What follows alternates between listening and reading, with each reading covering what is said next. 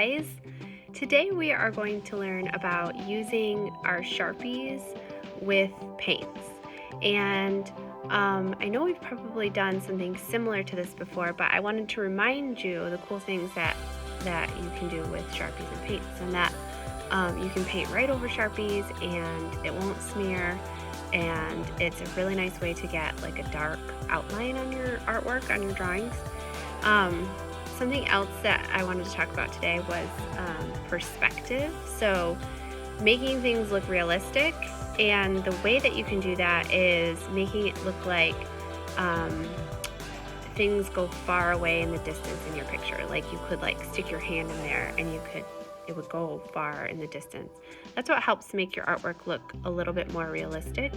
And the way that we do that is, one thing you should know about perspective is that it's really hard to show that as an artist, and that you have to know some tricks in order to make it happen.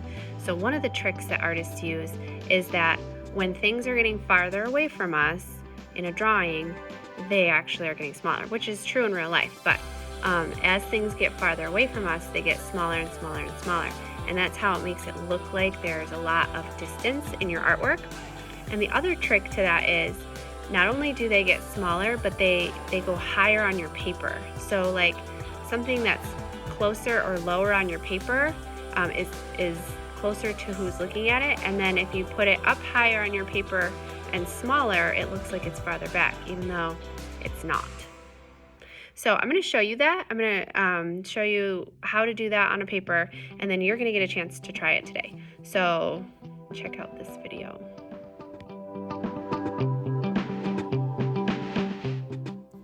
Here's what you'll need to do this today: tape, Sharpie, paints, scissors, and a pencil.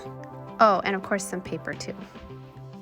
So I'm actually going to use tape to make a kind of a cool border, and I found this skinny tape here, and what I'm going to do is just cut a long piece that I know will fit across my paper, and then I'm sticking it to my pants. And the reason that I'm doing that is to try to make it so it's less sticky, so that it won't peel off my paper when I go to pull it off when I'm all done. Tape is a good trick to use to make a white border all around your painting. A lot of artists do this to make different shapes on their paper. Whatever the tape is sticking to, wherever the tape is, you can paint over it, and then it'll be a nice, clean, white space when you pull it up. It's kind of cool to make designs and stuff like that, but for today, I'm going to use it to make a border, and I'm going to make my painting a shape that's not just a rectangle. So that's what I'm using the tape for today.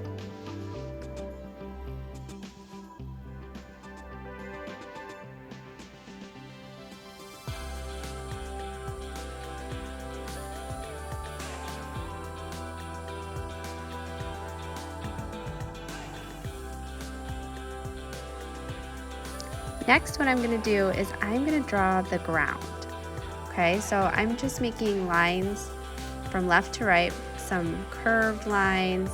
They kind of come from the edge and they angle down to meet towards the line that was there before. And I'm going to go up about halfway with this and kind of go back and forth from side to side.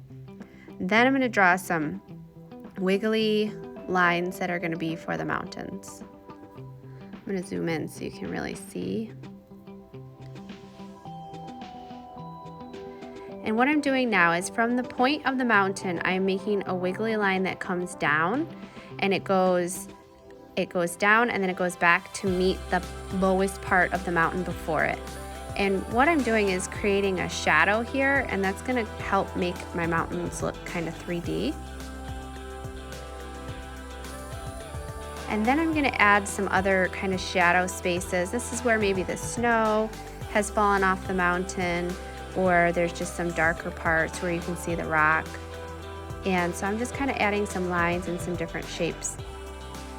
I'm also going to add some lines that are going to help show the shadows of the mountains. So you can see in that spot there, I'm adding some lines to create some shadows, and it's going to make my mountains look a little bit more 3D.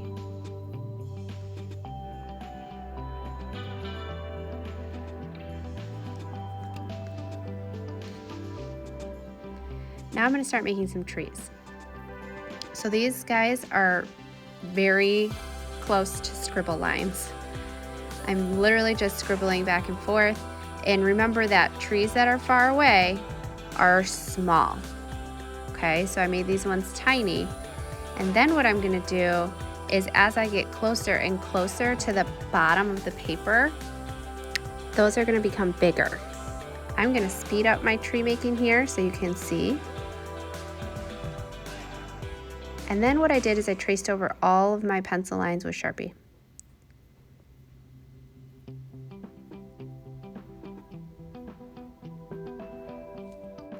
Next, I grabbed my paints and I'm gonna do kind of a sunset in the top part there. I'm also adding some darker shadows with blue and some grass. You really could use any colors in the sky, and yours doesn't have to have grass. I just didn't think I was ready for snow yet, so I wanted to add some grass on the bottom of mine. And then, like I said, I just used some blue to add the shadows that are right in front of the trees, just to make it look a little bit more realistic. Next, I'm just gonna cut along the edge of the tape. So I'm gonna cut along that outside edge so that I cut off those little triangle pieces that are on the rest of the paper. So I'm just being careful not to cut the tape.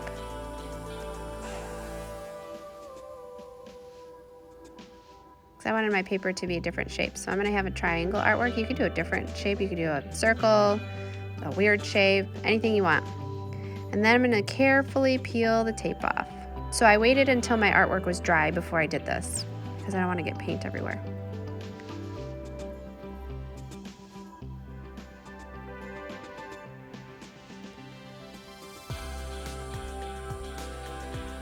And then the last detail that I decided was to add kind of a border along that line where the tape was.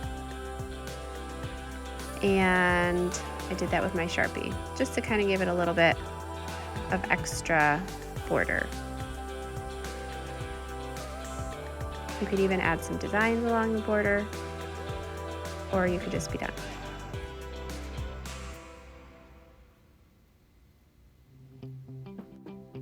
And that's the final artwork. Again, like I said, you don't have to do mountains. You could do something else in the background, or you could have a totally different shape of your artwork. You could experiment with making a different shape on your paper with the tape. Use your own imagination, or try something just like this. It's up to you.